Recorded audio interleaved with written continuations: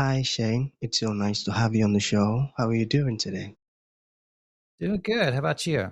Doing just fine, man. And thank you so very much for being here. I truly appreciate it. Okay, Shane, you see, oftentimes I love to thank my guests for two main things, alright? And I do this so often, okay, that I think it has become an anthem. So, firstly, Shane, I want to thank you for investing in yourself. You see, you are on this platform right now because you invested in yourself. And oftentimes, Shane, I love to make reference to the amazing mango tree. You see, some months back, I was on a particular road, and just by the roadside, Shane, there was this tall and unattractive mango tree. And I use the word unattractive because the mango tree's got no mangoes on it, and the leaves weren't green, It just looked so dry, so I just walked past it and went my way. But you see, just recently I was on that same road, and this time around a lot's changed about the tree. It caught my attention pretty good from a distance, and immediately I got the urge to move so close to the tree to have a good look, of which I did. Oh man, it wowed me when I got so close to it, Shane. Why? Because now the mango tree's got a lot of mangoes on it, beautiful green leaves and healthy branches. And you see, not just mangoes, but ripe mangoes. And there was an excitement, it was a beautiful moment. Now, my point is the fact that you dedicated your time, energy, and resources to becoming the amazing person that you are today.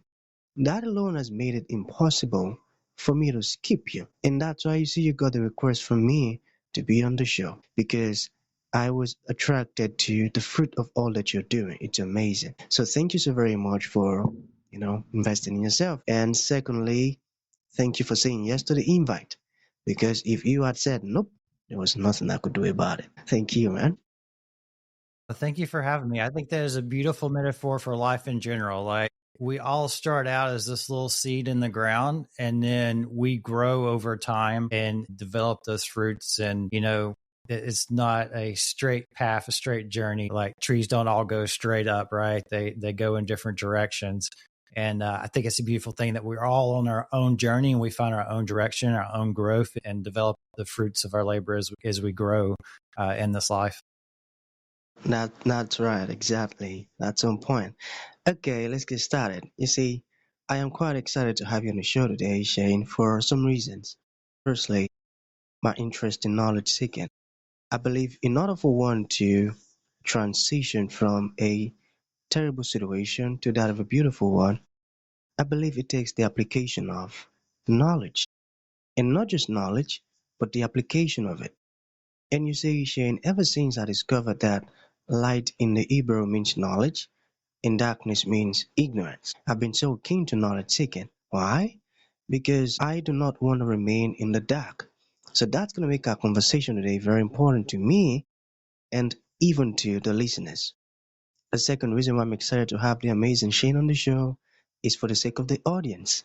You see, Shane, we live in an age where information is as abundant as grains of sand. We've got a lot of information flying out there. So these folks trust me for eye-opening, transformative, and powerful and quality information, of which I am totally convinced, Shane, that our conversation is going to be insightful and impactful. So for that reason, let's get started with your introduction. Talk to us about your personal or professional journey. You know, we are just so curious right now. We want to know how Shane got here. Then afterwards, I've got some beautiful questions for you. Okay, Shane, over to you.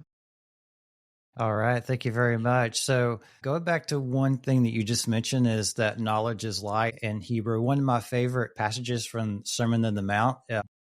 There's lots of good nuggets in there, and I'm not necessarily like a full on Christian. It's just I enjoy listening to that. Is that your light is meant to shine? You're not supposed to hide your light.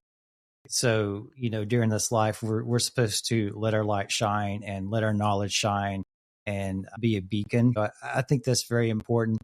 And when I was very young, so I if we're going back to the metaphor of the mango tree, I felt very stunted when I was young. I was not a very like social extroverted kid, right?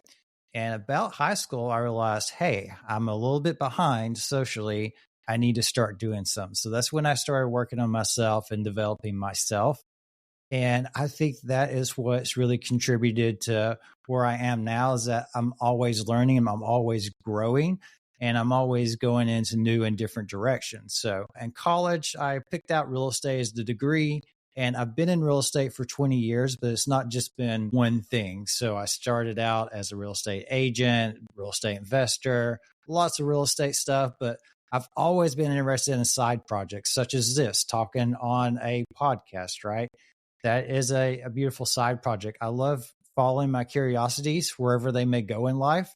So whether that's making money, whether that's making networking contacts, or just following a nice little hike in the woods just by myself, I structure my life so that I can live it on my terms and design it the way I want to.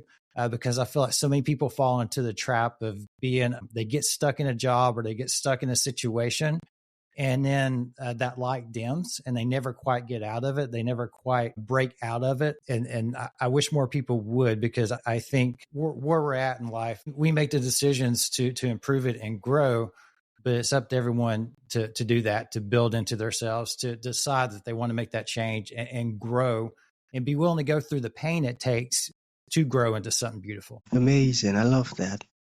And the fact that you do not live your life based on this societal conditioning. I love that part. You said you structured it that you may live it based on your own terms. And that's a great one, you see, because many folks are actually stuck in one thing or another because that's what the society instructed them to do. I got that. So let's pick the first question from this very personal one. Okay, so what made you decide in 2003 that the average and typical life wasn't for you? Like most people, I read Rich Dad Poor Dad. So that's a book that's very much about entrepreneurship, business. And that's really where the key concept of I want to live life on my own terms came out. I decided that I wanted to build my own business and win, lose, whatever the case may be, it was on my own terms. I was actually in a college class and it was an entrepreneurship class. So that's when it clicked that I wanted to move forward, do something different. So I started in real estate because that book referenced real estate a lot. And I just stuck with it throughout the years. I didn't immediately become successful. It took a long time and a lot of mistakes, a lot of mishaps along the way. And even now, I'm probably not where I should be. But like I said, I've been in this for 20 years now. So I've been able to get it to the point where it fits my lifestyle. I'm not some super mega rich person. And what I've actually learned over the years is the more money you get, the more problems you get. So I have no egotistical goal to get like $100 million. Like I said, it's about building a life on my own terms and having enough income that if I want to go take a week off and disappear somewhere, I can. But that was the basis. Is I wanted to control my life on my own terms and have my freedom. And in 2003, that was the start of that journey. And it's, like all journeys, it's not a straight path. So it's been up and down all around. Went through the recession in 2007, 2013, and I've just went along different paths. The dots always connect. I've done everything from web design business to real estate brokerage business. I'm in property management insurance now. And I find that if you just go along your path and keep following it, the dots all connect in the end. And you're like, wow, this thing I learned like 15 years ago, I didn't think I'd ever use it, but now it applies to where I'm at. Beautiful, I got that. And you mentioned web design. Can you talk to us how you got into that? Necessity. So I was always a little bit of a geek as a kid, loved technology, loved computers. And this is way back before when the internet was just starting. So my first actually interest back as a teenager was like computers and games, just sort of like any normal guy, I guess. And when the recession hit, I knew enough about web design and web marketing to start a company like that because I had done some websites in the past. So, but I wasn't smart enough to do everything myself. So I hired a developer and a designer and put a team together and started doing that. So that was one of the businesses I had. I transitioned back out of that, back into real estate in 2014, did a real estate team and built a team of people. And through all the businesses, through all the journeys, putting the people together and managing a team has been key. Without the good people around me to work with, it wouldn't be possible to do different things, to do 4 or 5 different things like I like to do. Beautiful. And that's just the next question. Managing a team. Okay, for CEOs or business owners, who are finding it difficult to manage a team or their employees. Okay, this stuff can be so tough at times. So, what's your own leadership philosophy? Maybe any tips or insight that you can share on how to go about it. Yeah, I wish I had a really great answer for this, but I don't. I don't consider myself to be the best manager. What I've really improved upon is allowing people to make mistakes and work with them on training them to get better instead of going in, being a hero and saving and fixing the mistake myself. Show them what they did wrong and do a video about it and really focus on training, because I did have a egotistical thing when I was younger that I was the best and I couldn't trust other people to do things. And that's something I had to work to get over, is the fact that as the owner of the business, no one's going to care as much as me. So I accept that fact. 2, I have to put out all the fires. And 3, if a person, again, if they're working with me, they're not the owner. If they've got something else going on in their life, they may need to go take care of that. So those are things I recognize.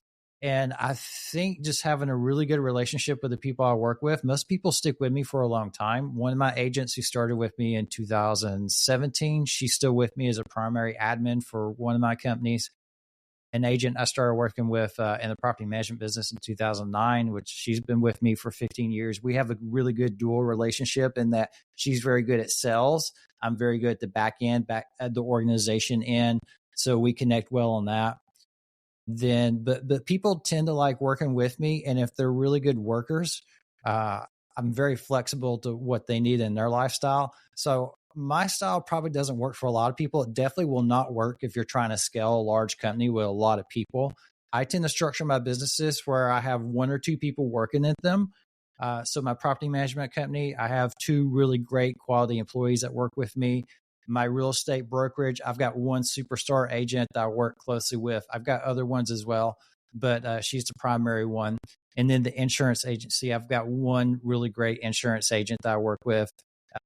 So she's good at that. So I tend to keep people in their own lanes, work with them one-on-one, and that's worked well for me. I wasn't very good when I had an office full of people. That turned into chaos, and I wasn't very good about managing that situation. But the way I've got it structured now, where it's each person's kind of working one-on-one with me, or it's just 1 or 2 people, that seems to work very well and flows very well with me. Got it. Keeping people on their lane. I got that. Okay, we have one more question to go. So, is there any specific success or failure story that taught you a very, very valuable lesson that you would like to share with us? I've had a lot of lessons over the years. The Beautiful. biggest thing is to just keep going. I mean, at my lowest point, still, I just kept going. I always tell people to embrace relentlessness.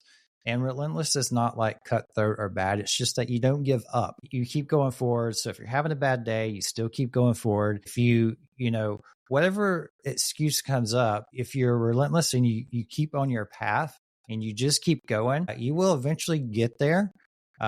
Or another path's going to open up that you can go down that branches off the one you're on. It's just if you're in a situation where you sit down and don't go anywhere, then the thing is everything around you continues to keep moving. So if you're sitting still, you're going to fall behind. You got to just pick a path and keep going forward.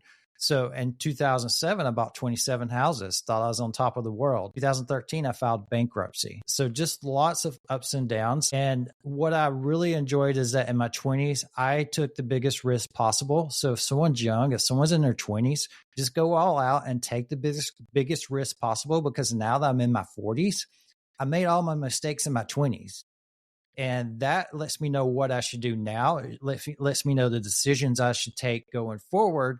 that from the lessons I learned. So if you're sitting still and not doing anything, you're not learning lessons, you're not growing, and you're not moving forward. So wherever the case may be, win, lose, fail, just keep moving forward and pursue your passions, pursue your dreams, and pursue what it is that you want out of this life, and what light that you want to bring into it. Very, very inspiring. And that's a great word. Okay, to bring this to an end, Shane, what would you like to leave the audience with, like a final thought? And to those folks who would like to reach out to you, learn more about everything we've said, or even ask you questions, how can that be possible? Sure. To find me, I'm pretty easy to find. If you do Shane Wilson Real Estate as a username on any of the socials, I should pop up, or Shane Wilson Training. I have a website, shanewilsontraining.com, that I just dump a lot of real estate content into. So if anybody's interested in real estate, that's a really good place to go to. And as far as final thoughts, I just want everybody to sort of wake up and live their life, pursue their passions, and realize that you're in control of your life, and you design your life. Even at your lowest of low, just keep crawling and scratching and moving forward and build the life that you want. It's not going to happen overnight. Change takes time. It takes years.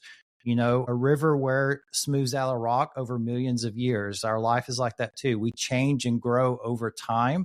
So, but start today and start moving forward. And I really wish people would just build the life that they want instead of being told what life they should. I got that. So that's going to be the end of the show, Shane. Thank you for coming. Thank you for blessing us with this amazing stuff. It means a whole lot, man. Thank you. Thank you.